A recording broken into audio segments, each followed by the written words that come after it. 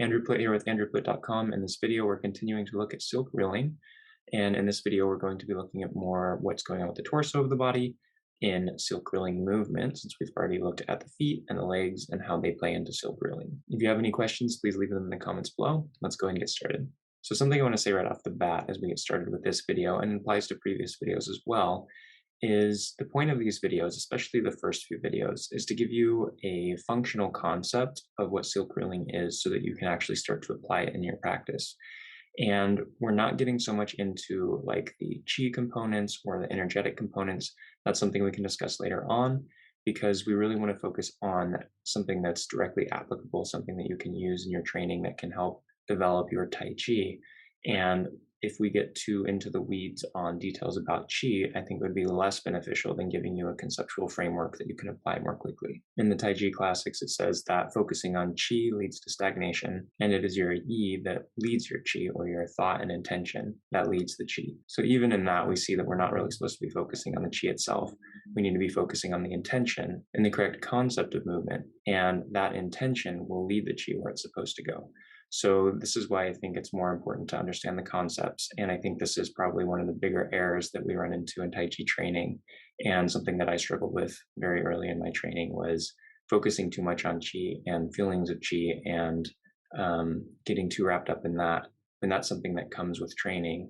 And if you focus on the correct intent, then you can get something out of your training more immediately, and the Qi will develop as time goes on. And if you don't believe in Qi, or that's not a part of how you approach Tai Chi, that's completely fine, because this conceptual framework is something that you can apply to your Tai Chi training, whether you believe in Qi or not. So I would encourage you, when you're doing your Tai Chi training, if you are someone who uses Qi or focuses on Qi or believes in Qi as you're training, don't focus on Qi itself. Don't try to focus on feeling the energy. Focus on the intent of the movement. Focus on the intent of expanding through the body, through all the body mechanics that we've talked about in the Zhuang Qigong series, all the body mechanics that we've talked about so far in this series, and that we'll continue to talk about, and that will be a little more useful for you. What I like to say is that Qi will distract and Yi will accomplish. And when I say Yi, that's the intention behind your movement. So now let's get into the concept of how the torso plays into silk reeling.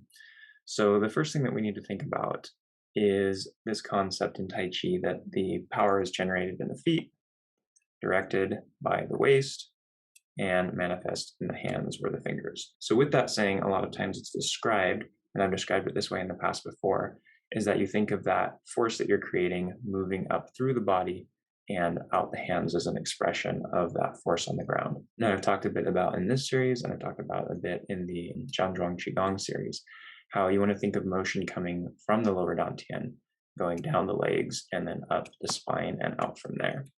And so it's important to remember that when you're talking about pushing against the ground to generate energy, or generating energy from your feet, you're really talking about the same thing from two different perspectives.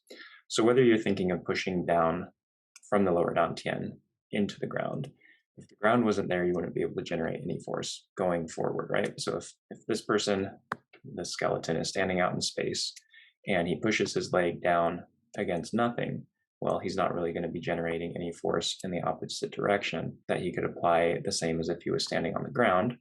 And now when he pushes down, he's pushing against something solid. And so this expansion of his lower limb can be transmitted up through his frame to his upper limbs, however he is wanting to use that force. So yes, all your motion does come from your lower dantian, and the power is, of course, generated through, in a large degree, your connection to the ground.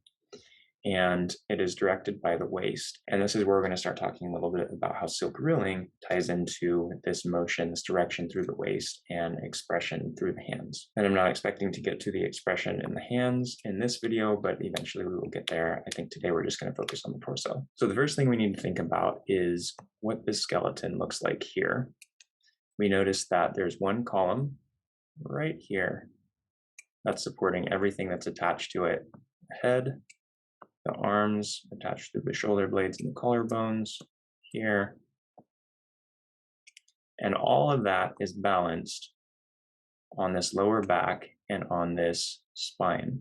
So the spine is basically the support column. If you look at the front of the skeleton here, there's nothing but the spinal column that's supporting the upper body and connecting it to the lower body. And where this connection happens is here at the sacrum, kind of this wedge shape. sitting in this sacroiliac complex. So if you look at the connection between the sacrum here in the middle and these bones at the side here, what you see is this shape where the bones at the side create this kind of a shape, and the sacrum sits in there like a wedge. And this is really your connection between what's happening with the lower body, everything down there, all of this and down, and what's happening above that. So it's this spot here where the connection happens. That's really your base of support for the upper body. So now we get to the waist, which is what's sitting on that base. So here's the sacrum, that's our base. And then we have the lumbar spine here. And we have to remember that when we're talking about the waist, in Tai Chi, when we refer to the waist, what we're really talking about is what's called the Yao in Mandarin. And this is the lower back. I'll just say LB for lower back. So it's the lumbar spine here. It's your connection between the lower part of the body and the upper part of the body. It's kind of the support column before you get into the thoracic spine and everything that's attaching to this support column.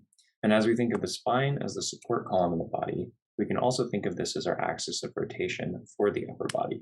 This is something that I've talked about a little bit in previous videos, but I want to make sure that it's very clear that this is what we're rotating around because this is the support column. So the ability for the waist to transmit the power that we've generated in the lower body, or to direct the power that we've generated from our feet, if we're following that saying, power is generated in the feet, directed by the waist, manifest in the hands, we have to depend on good alignment of the spinal column and also good rotational motion of the spinal column that is efficient around that alignment.